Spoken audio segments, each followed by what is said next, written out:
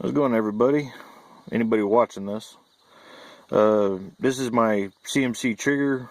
I put it inside a washer 10.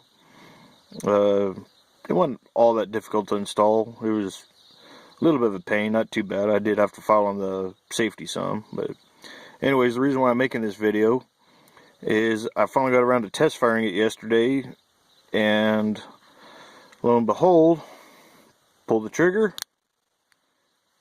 fires, comes back, let go of the trigger. Yeah, it's like it's just not catching right. Let's see if I can zoom in a little bit. I just wanted to document this.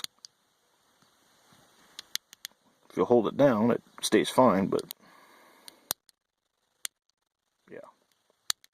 I just want to document this because, well, I didn't document my C39 V2. It was one of the earlier ones without the rail. It had a bunch of peening on the barrel and on the bolt face, and I didn't document nothing. So I figured I'd document this one at least let people know what's going on. This is during SHOT Show. What is today? I sent them a message on Instagram, CMC Triggers, and then they told me to message somebody else, which is their technical department. And he finally got back. It was kind of late last night, probably about 7 or 8. But if you're at SHOT Show, I guess that's not too late. But anyways, he finally got around to messaging me back this morning. He said, ship it to them, and they will send another one out the same day. So I guess we'll find out how CMC's customer service is. If anybody interested in Century Arms. The C39 V2, it took 3 months for me to get a replacement.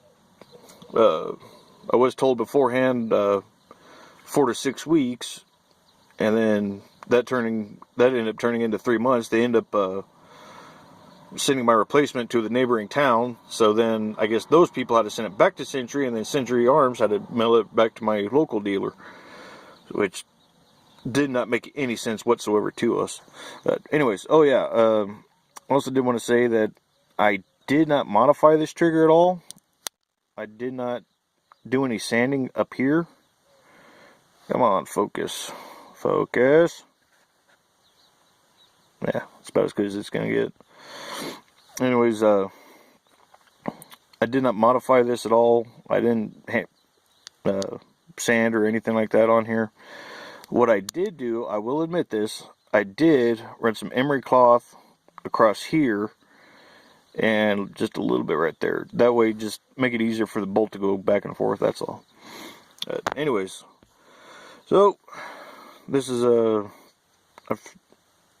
I ended up YouTubing searching CMC trigger problems, and everything was about the trigger reset on the AR, which I've had a couple of issues with that too, but it's not that big of a deal.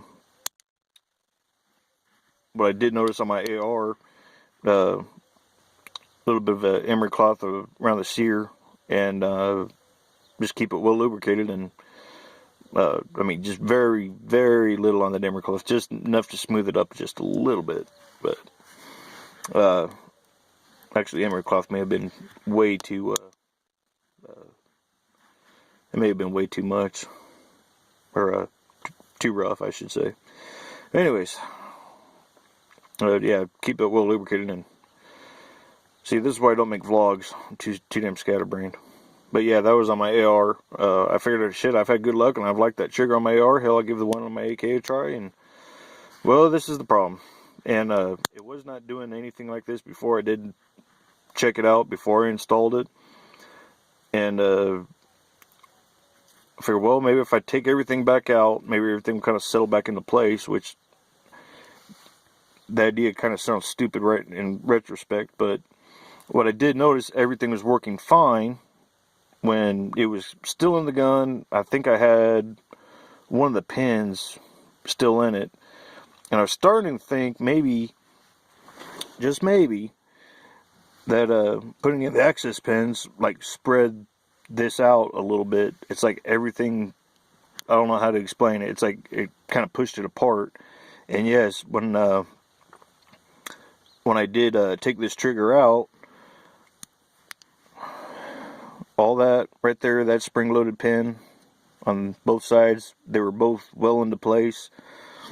I just don't know what the hell's going on. I mean, it was working fine at one point when I had one access pin in, and then I said, well, maybe it kind of pushed itself back together.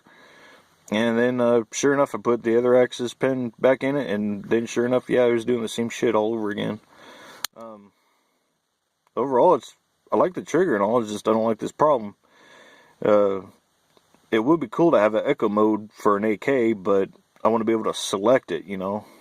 But realistically, making one of those for an AK, I imagine that would be a bitch, trying to do a select fire with the safety control and everything, like a full auto, but I don't know.